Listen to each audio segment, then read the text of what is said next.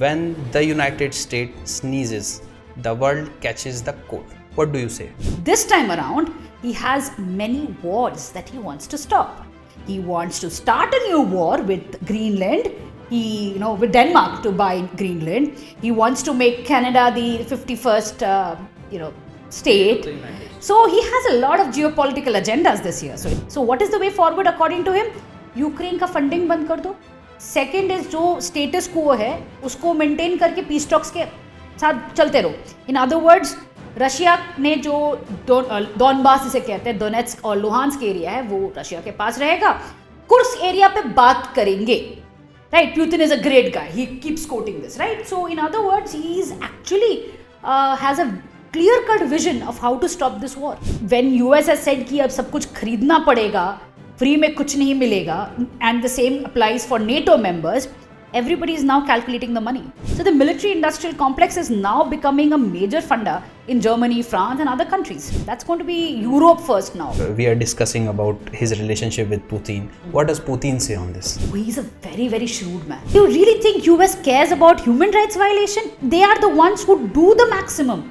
Look at Yemen, look at Iraq, look at Afghanistan. जहाँ war किया है पूरा बर्बाद कर दिया है. What human rights violation? That is only a parameter that US uses to judge others, not itself. Donald Trump can pull out of Paris Climate Accord and can move towards something more substantial, जो कि he has the potential to do. Then it's a game changer. The world itself is very cautious. Everybody is in a wait and watch motion right now. So all of a sudden, world is becoming a more peaceful place with the coming of Donald Trump. Hello friends, welcome to the UPSC Pulse. I am Mayank Bhardwaj and in front of me is sitting Dr. Dipanita. She specializes in political science and international relations. She is a faculty at SRIRAM's IAS. Also, she has done her PhD from JNU. She was a fellow at Ben Gurion University in Tel Aviv in Israel. She has presented several papers in several seminars, has given lectures and so many other things. But today we are going to talk about a very, very interesting topic. Donald Trump is back as the 47th president of the United States. When the United States sneezes, the world catches the cold. What do you say? Absolutely. Being the hegemon, Mayank, I do see any action by the US president will have repercussions across the world. And this time, it's not the United States sneezing, it's Donald Trump sneezing. Hey, but that is the persona, right? We have seen that in the first term itself. When you have a leader like Donald Trump who is so confident and cannot think beyond, what he thinks, and he thinks everything as it's right. There is no second doubt or there is no confusion in his mind. You will have that repercussion coming in.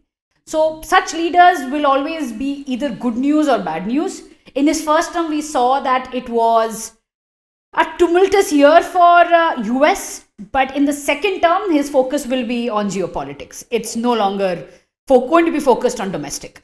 There were no flashpoints in the first term, but in second term, do you see any? Oh yes, because the world has changed from his first term to the second term. And most interestingly, Mayank out here is that in the first term, he had made a lot of electoral campaigns pertaining to the domestic situation of US. This time around, he has many wars that he wants to stop. He wants to start a new war with Greenland. With Denmark to buy Greenland. He wants to make Canada the 51st, state. So he has a lot of geopolitical agendas this year. So it's going to be... How he is going to do that? How particularly he is going to do that? Making Canada as the 51st state. So there are multiple ways. I'm sure he's already thinking of influencing the elections. Okay. And I'm also sure that he's going to make the people of Canada think that they are better off with America than themselves. Okay. So it is basically playing to the emotions that he is excellent at. And of course with Twitter with himself, सब कुछ मुश्किल है. सब कुछ चलता है आज के दिन में. What about Ukraine? What are your thoughts on Ukraine? When Donald Trump said that I am going to strike peace and demilitarized this occupation of Russia on Ukraine. So he has already given, right? Man, 3 steps तो उन्होंने पहले ही बता दिया है. And most interesting बात है कि the world leaders have taken it seriously. So now the question is not about what he's going to do. Question is look at the timeline. When he had first said this, when he was not even, seen as a serious candidate, people were laughing. There were reports of how hilarious his ideas are कि भाई Ukraine को funding बंद कर देंगे. But once he wins, and he won very substantially, right? He's now, Republican Party is at a majority in both the places. Right now, people are saying, yeah, that is the way forward. So what is the way forward according to him? Ukraine का funding बंद कर दो. Second is जो status को है उसको maintain करके peace talks के साथ चलते रहो. इन अदर वर्ड्स, रशिया ने जो डॉनबास जिसे कहते हैं, डोनेट्स्क और लुहांस्क एरिया है, वो रशिया के पास रहेगा. कुर्स्क एरिया पे बात करेंगे. Right, Putin is a great guy. He keeps quoting this, right? So, in other words, he is actually has a clear-cut vision of how to stop this war. And I think every other leader has taken it seriously now. What about Europe on the same matter? What is Europe thinking? So, Europe, if you again look at what is Germany doing or what is France doing, is that they are looking at how they themselves can, A, become military powers, second, keep funding Ukraine. But they know the reality कि अकेले नहीं कर पाएंगे. And simple बात है यार, बहुत साल से अभी चल रहा है Ukraine. Now they are focusing on their national security, kind of strengthening their defense, military, the industrial capacity. Because earlier they were completely dependent on US. अब when US has said कि अब सब कुछ खरीदना पड़ेगा, फ्री में कुछ नहीं मिलेगा, and the same applies for NATO members, everybody is now calculating the money. Everybody is now thinking कि कहाँ से और खरीद सकते हैं और हम क्या बना सकते हैं. So the military industrial complex is now becoming a major funder in Germany, France and other countries. That's going to be Europe first now in their mind. You really think they're going to shift towards India and China for their manufacturing needs? No. Apart from the United States? No. Because we don't manufacture such items that they require, first of all. Second, they will not buy from India because we are co-manufacturing with Russia. A lot of things, BrahMos and all of that is co-manufacturing with Russia, which they are not going to definitely buy. China, no. US ka pressure rahega. So they are going to buy from America itself, but they are going to buy less and less, and they are going to develop their own capacity. You also have to understand that Europe is not actively participating in war. They are defense buying. So when you're talking about defensive buying, you will focus more on things that are, showstoppers. They are not meant to be used. You are going to go for things that create deterrence rather than the small fine-tuning things, right? Nobody's going to come and attack Germany. Exactly. Right? But Germany would want to showcase the world कि भाई मेरे पास ये weapons हैं. तो showstoppers आप खरीदोगे. वो तो US ही बनाता है. So that is what Europe का tilt रहेगा. Okay, they have to buy but महंगा खरीदना पड़ेगा. हाँ, पैसा देना पड़ेगा. अब तो है. Free lunch is over. But, whenever there is a situation like this in geopolitics, when you have a leader like this, her country ये सोचता है कि भाई 4-5 साल नीचे होके आराम से निकाल लो, कभी ना कभी तो ये जाएगा, दूसरा जब आएगा तब देखेंगे क्या होता है. वो 4-5 years के लिए they would like to lay low, and Europe is getting ready to face that brunt. Donald Trump speaks so much about Putin. He's a great guy. And he's a fantastic guy. Yes. And we are discussing about his relationship with Putin. What does Putin say on this? He's a very, very shrewd man. If you have seen any of his interviews, I find him an excellent politician. Because the way he articulates, the way he understands कि भाई मेरा interest क्या है और कहाँ तक मैं compromise करूंगा is मतलब something which very few leaders have. Everybody thinks that he's dependent on Xi Jinping. It's the other way around. Just look at it. He has been able to form relations with Kim Jong-un, right? North Korea. He's been able to form relations with Iran. He has been able to form relations with Pakistan. And all of this is not dependent on China.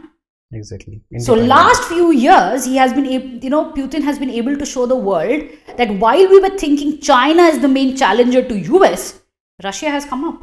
And it has been able to sustain the might of the Europe and US together to support Ukraine. And it has withheld it, right? तो क्या ही बात कर रहे हैं हम लोग? Exactly. And what about the repercussion of all these things in Israel and Palestinian war? So today's headline, Mayank, it says that Donald Trump has solved the issue, right? Solved in a day. He has solved it even before he has become the president. And he did it by threatening Hamas.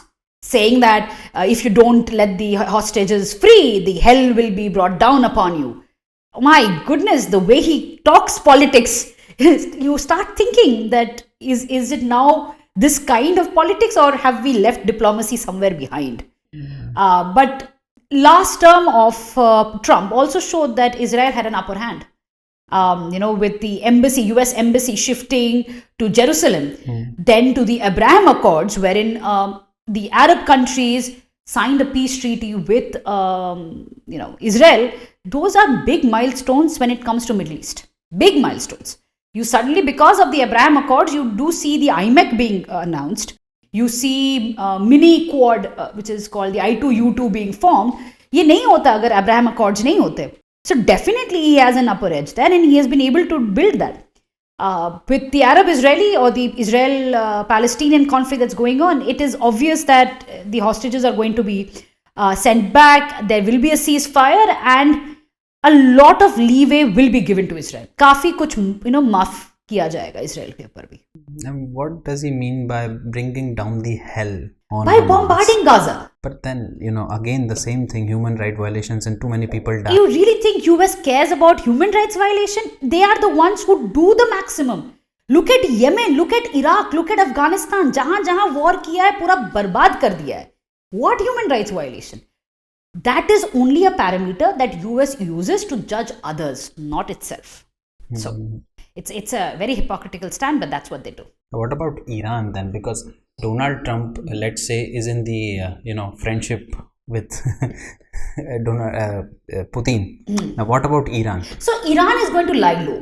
Iran is going to buy time right now, and Iran क्या करेगा कि at this point of time, because it knows that Israel is going to have the upper hand. What it will do is it's going to, because proxy network भी ये पूरे खत्म हो चुका है, right? जिसे हम axis of resistance कहते हैं. हेजबुल्ला से लेके हमास से लेके हुतीज की जो नेटवर्क था वो अभी धीरे धीरे पूरा तरीके से अभी it has been bombarded and kind of dispersed across. It will take time for them to rebuild it. So Iran is going to focus on its nuclear programme because it has realise कि यार वो bargaining chip खत्म हो रहा है. इसमें I just want to elaborate one thing कि Iran को अगर कभी भी चाहिए होता वो न्यूक्लियर बन सकता था. It is just nuts and bolts away. But Iran ये नहीं चाहता है because if Iran becomes nuclear their bargaining chip with US is gone. Then it's a sanction game. Instead अगर मैं बोलूँ कि भाई तुम मेरे पास आएगा तो मैं मारने वाली हूँ, वो डर is much, it has been a success story when it comes to Iran, and that's why Iran has been able to bargain what it has with Obama and others. But Donald Trump has called that bluff. उन्होंने कहा कि भाई हम bargain ही नहीं करेंगे, तुम्हें nuclear भी नहीं बनाने देंगे या ना ही हम बार्गेन करेंगे. So they have had the taste of Donald Trump, and that's what they are going to do. They are going to lay low and they are going to buy time. Nuclear जाने का possibility रहेगा, especially support from Russia. So all of a sudden world is becoming a more peaceful place with the coming of Donald Trump. Peaceful place. Wars now that is your definition. What I'm going to ask you now. What do you define as a peaceful world? I mean, like, wars are going to get stopped. But he's talking about new wars now, going into a military option with Denmark to get Greenland. And the Greenland people are going to fight? I don't think so. Because no, Greenland people are not going to fight. But the reason why he wants Greenland is because of 2 Chinese bases there. Okay. And these Chinese bases have recently found lithium reserves nearby. And it's a very strategic location. Arctic का circle जो है, shipping route जो है, वो वहाँ से निकलता है. So he's not talking just as if कि मुझे Greenland चाहिए. It's not about that. He has a reason why he wants Greenland. And that reason is known to the Nordic countries. So you think that it's going to be happening in a very transactional way, जैसे Elon Musk सोचता है पैसे दे दो मैं Twitter खरीद लूंगा. ऐसे नहीं होने वाला है. ग्रीनलैंड ऐसे पैसे से तो नहीं आने वाला है. So that's the reason why he has said कि I'm looking at a military option with Denmark also. Okay. So he is threatening outrightly. Plus climate change. What he is going to take United States out of the Paris deal. He is going to do see again, this is an indication that we've already got. Last COP में मिल चुका था. Countries were like यार क्या ही बात कर रहे हैं, फिर से तो US निकल जाएगा, फंडिंग की प्रॉब्लम आ जाएगा. तो अजरबैजान में जो COP हुआ था, it was a clear indication there. So of course he's going to walk out of the climate change talks. Instead, he's going to start his own talks. That's what he has talked about. But that is where, if he can really start something, it's going to be great, because if you take a look, the cops have not been successful. अभी तक क्या कर रहे हैं हम लोग? हर साल मिलते हैं और हर साल वही नेट जीरो कब होगा, क्या होगा, उसी पे बात हो रही है. You cannot decide on funding. Absolutely. So if Donald Trump can pull out of Paris climate accord, and can move towards something more substantial, जो कि he has the potential to do, then it's a game changer. Don't you think this guy has an answer to all the questions? He has written one book. People started to say this guy has an answer to all the questions. So Mayank, if you have read the book, I first of all don't think he has read it himself. But if he has, and he has truly written that book, then I would actually see a peaceful world. But I haven't yet seen so what he has written and what he has said in the electoral campaigns, they are really different. And I will believe the electoral campaign Trump rather than the book Trump. So there's a bit of a difference there. Coming to the point that he has a solution for everything. Yes, in his mind. Can he really bring it to, the result thing will be how the world kind of reacts to him.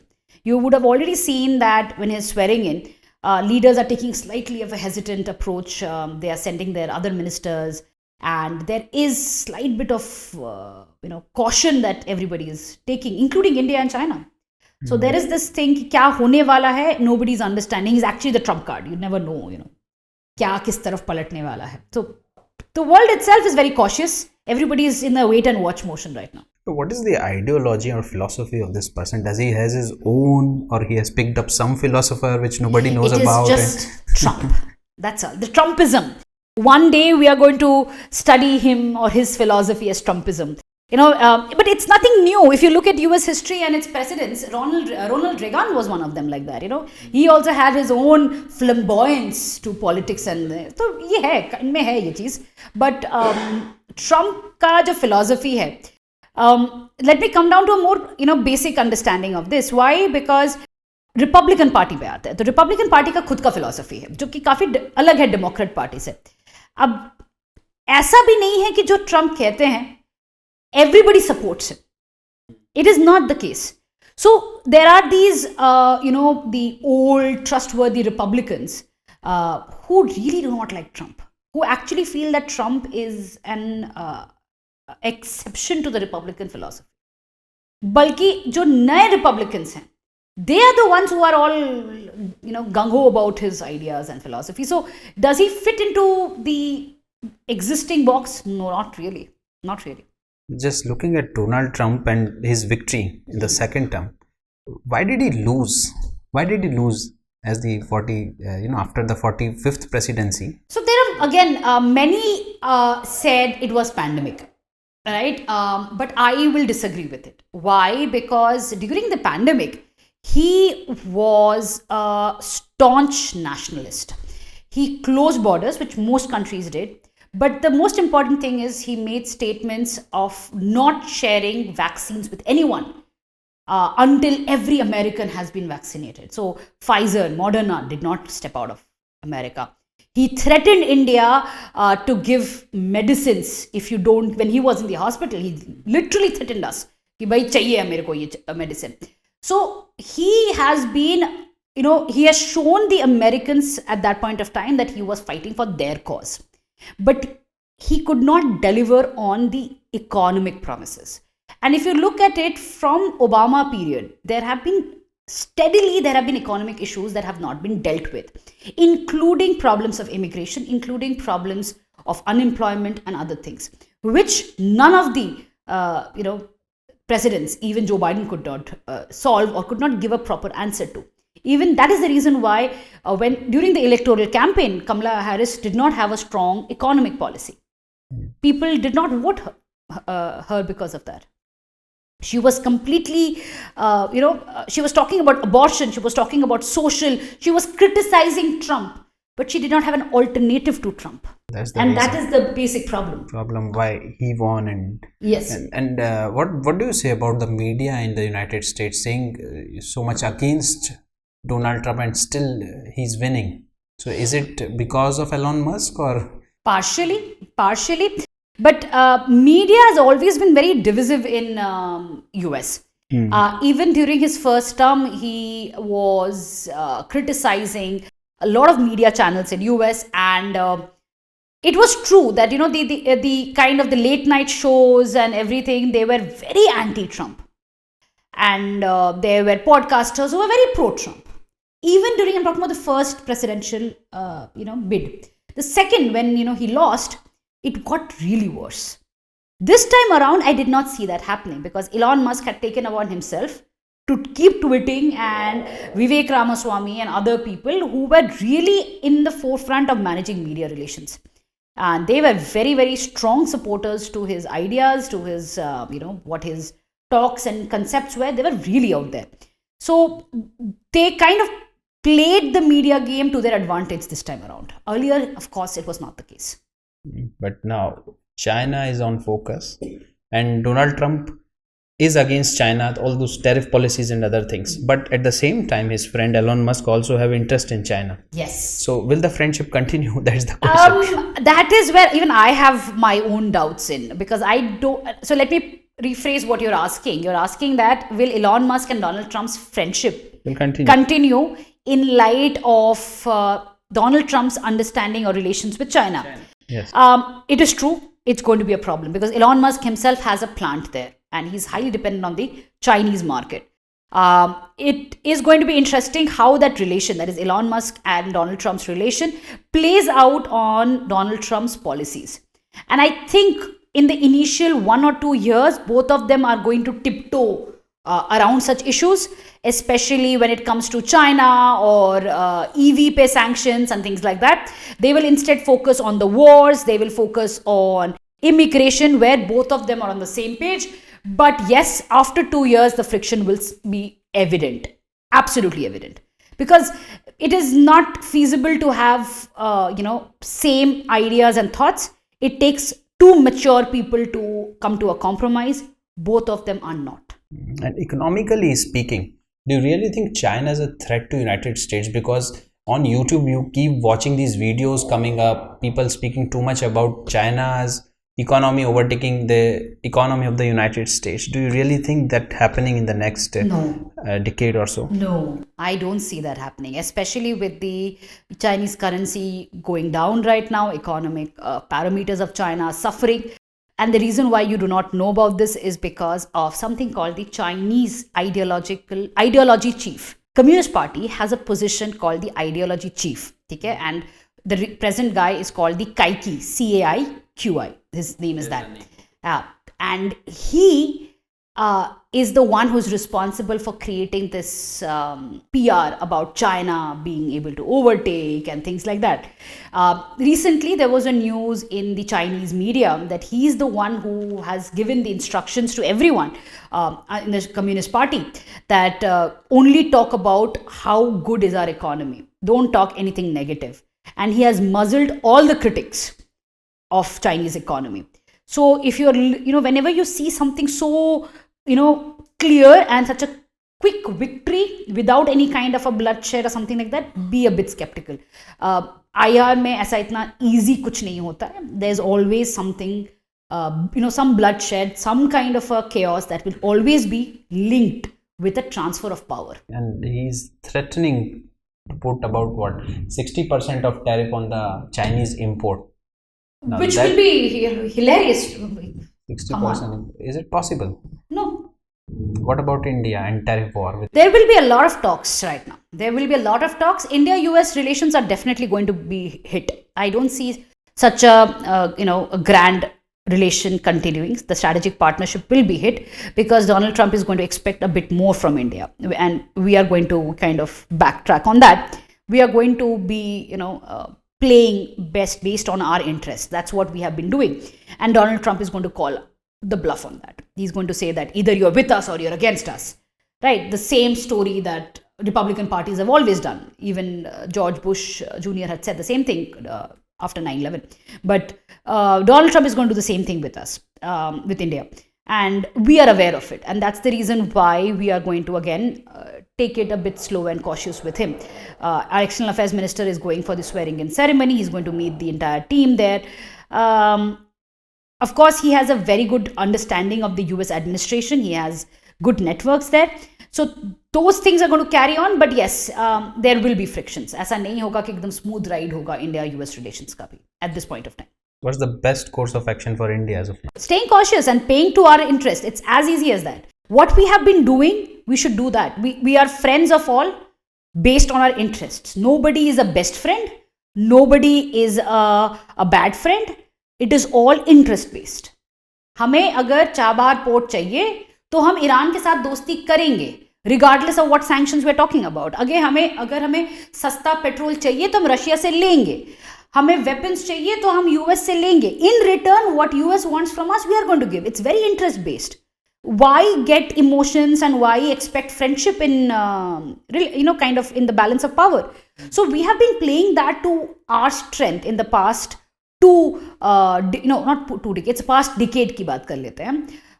And that is what is going to continue even today. We are going to keep pushing ourselves as the alternative to China, Russia and US. We are the country that is the voice of the developing countries. Can we say that is a strategy we should be looking forward for? I mean, the best way to look forward for India's interest when Donald Trump is there is to portray us as an alternative of these manufacturing giants. We have always done that.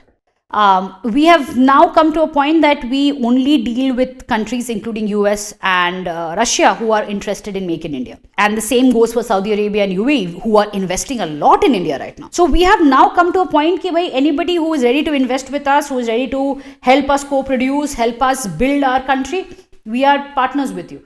But don't expect friendship. वो नहीं होने वाला है. Which is, I think, going to play to the tune of Donald Trump, who is also a businessman, who will understand this. Initially, they will be that, a huff and puff जैसे होता है कि भाई हम बड़े हैं, वो वाला होगा. But उसके बाद it's transactional, यार. It's both parties are going to understand their entire terms and we are going to work fine. But yes, as I said, थोड़ा बहुत friction तो होगा. And looking back at India's relation when Donald Trump was the 45th president, how was that compared to now? So, see, you have to again remember Trump's presidency had COVID at that point of time, the pandemic. So, to judge him completely on his term is going to be problematic. But again, in general, agar hum lete hain, if you remember when he had come in, there were a lot of trade wars that he had started, right? A lot of trade issues, and especially with the bike, Harley Davidson. Right. There were things like that. But he appreciated India when it came to what we were saying regarding UNSC, what we were doing with the dehyphenation policy, when it comes to Israel, Palestine and things like that.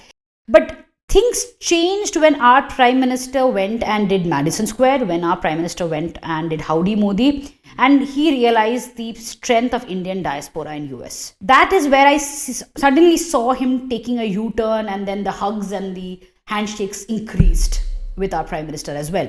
Before that, he was just threatening. So this time around also, I would say that he is well aware of India's strength, and he's not going to directly challenge us with some tariffs or anything. It's going to be more of a diplomatic way of dealing with it.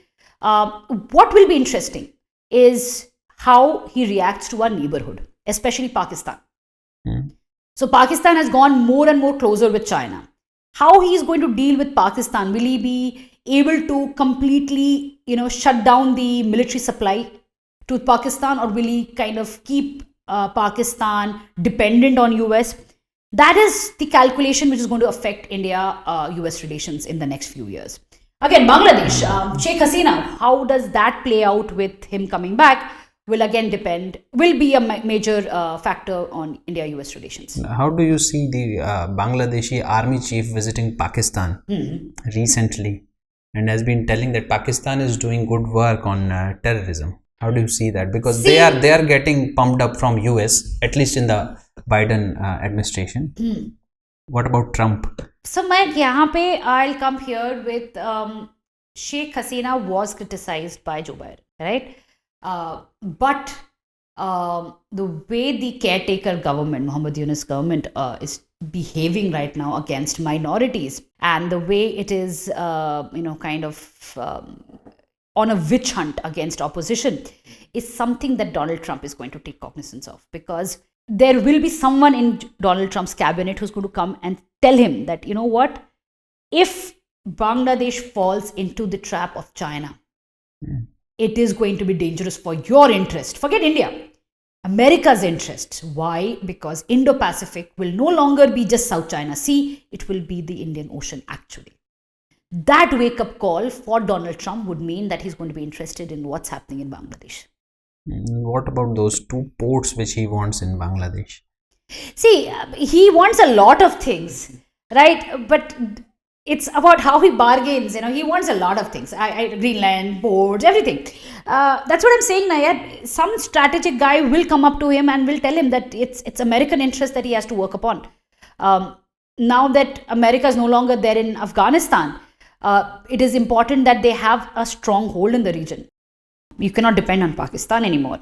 You cannot depend on Bangladesh anymore. So India ke interest ko dhyan rakhte hue, we have to maintain good relations with India. That is something that is, again, his team is going to come and tell him that. So that's going to be a new thing. You said one thing, very interesting thing, that he understood the importance or the strength of Indian diaspora in the United States. Yes. On the other hand, he is against the immigration. Yes. How these things balance each other? So he is against the illegal immigration. He does not want anybody illegally coming and taking away jobs and things like that. But he also understands the reality. People who have come and built America, built the technical side of America, the Fortune 500 companies, aadhe companies are led by Indians. Silicon Valley is dominated by Indians. You cannot ignore the Indian community. Right? You cannot ignore this entire subset of your population. And even in your own administration, you have a person like Vivek Ramaswamy, who is a proud Indian. And he is so proud of his Indian lineage that he keeps talking about how close he is with, his Indian family and his traditions. And he's talking about illegal immigration as well. So from the Trump perspective, it's not going to be about the Indian community per se. It's definitely going to be about the illegal immigration, especially from the Latin America side, wherein he's going to take a look at Mexico and other countries. I don't see him kind of touching upon the Indian diaspora at all. I read a data a few days back that about 1 lakh or so Indians are leaving the Indian citizenship and moving to US or the Western countries. Do you see in future this trend reversing? Especially people like Ramaswamy, you said, who are proud Indians but living in the United States. Do you see they heading back to India? And stuff? Because we also need to make ourselves as strong as the US is in several sectors, including manufacturing and IT. So I have 2 answers to that. Okay. So one is what I'm going to quote our External Affairs Minister here, who said that in globalization, there is no brain gain or brain drain. It is just exchanges of ideas, people movement and things like that. So it doesn't matter if he's an American citizen as long as he's working for the Indian interest, right? So I will think it from this perspective. Will it be a reversal of citizenship? It doesn't really matter. But coming to the point of, do we want India to be America? I'm going to pick up on that line. Mayank, the way to be a new hegemon, superpower, is not the way the previous hegemon became the superpower. Okay, America could not be Britain just by colonialism. It had to take the military industrial complex to become an hegemon. So the next hegemon, whoever is going to be, need not necessarily take the path of America. And today, the world where we are heading towards, it's a multipolar world order. We are not heading towards a bipolar or a unipolar world order. In that, India definitely has a niche for itself, just by the virtue of having the youth bulge. The kind of population, the youth bulge that we have, we are already at an advantage. And that's why we need to take the advantage in the next 10 years or we'll lose that. Yeah. Right. That's what the Prime Minister is also saying repeatedly. So 10 saal ka game hai ye. If we lose that edge, we will then become what China is. Just a paper tiger. Yeah. Because China has lost that edge now. And that is the reason why they're asking for, having more babies, they are giving more incentives, because their population has suddenly taken a downward trend. We are still at we are still 10 years in advance. If we can make the next 10 years count, we are a center of power. And it is time that we take ourselves seriously and kind of rebuild what India was before colonialism. So China has taken manufacturing as a ground. US has taken manufacturing as a ground, the military industrial complex, as you said. What will be the ground for India with such a huge population? We have to go for manufacturing. As a native, we can ignore manufacturing, but we are going to play with manufacturing as well as service. And manufacturing ke wajah se, we have this Make in India coming in. We are now moving towards, just look at India stack, the UPI, the fintech that we have, the Aadhaar. We have been able to show the world that we have technology. So don't take us just as the call center people. Yeah. Don't take us like that. From snack charmers to call center. हम लोग अभी Eiffel Tower में UPI लगा रहे हैं. So please take us seriously. So it is these small steps which is going to make India count in the next 10 years also, and that is important. Yeah, bhai, it's not easy when you can go to Eiffel Tower and now scan and pay by Bheem and go in. It is important that we show the world that we can do it. Otherwise, अभी भी लोगों को लगता है वही है कि hello sir, how can I help you? वही कर रहे हैं हम लोग. नहीं कर रहे हैं. Right? Startups का अगर आप देखते हो तो we are a buzz of startups today. Everyone, just go around your street, everybody has an idea. Yeah, of course. They are just waiting for that final push towards doing something. That's what matters today. Yeah, everybody has an idea, they need funding, they want to implement it, and there is no dearth of funding, Ray. That's where I keep telling people, there is no dearth of funding if you can work towards your idea. Just people want कि भाई paper से आगे बढ़ो आप. Right? We are very good with paperwork. We love to make paper में ये idea तगड़ा है, पर इसको थोड़ा सा आगे करेंगे ना, funding की dearth नहीं है. There are multiple angel investors in India who are ready to do it, and I know it by experience that there are. So last question, yes. I would like to ask you. We have talked about manufacturing and services also. What is your take on agriculture, Indian agriculture?